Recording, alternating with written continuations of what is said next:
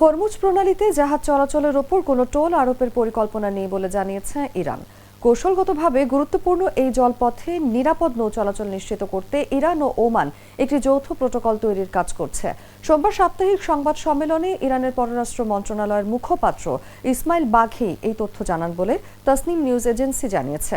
তিনি বলেন, হরমুজ প্রণালী দিয়ে ইরান কোনো ধরনের অর্থনৈতিক চার্জ আদায় করে না এবং এই বিষয়ে ব্যবহৃত পরিভাষায় সতর্ক থাকা প্রয়োজন।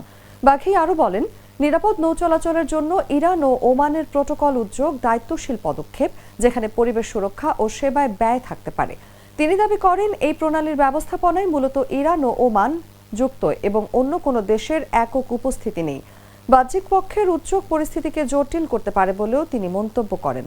মুখপাত্র আরও জানান, উপকূলবর্তী রাষ্ট্র হিসেবে নিরাপত্তা নিশ্চিত করা ইরানের দায়িত্ব এবং আন্তর্জাতিক উদ্বেগ বিবেচনায় রেখে তারা কার্যকর নৌ চলাচল ব্যবস্থা গড়ে তুলতে কাজ করছে।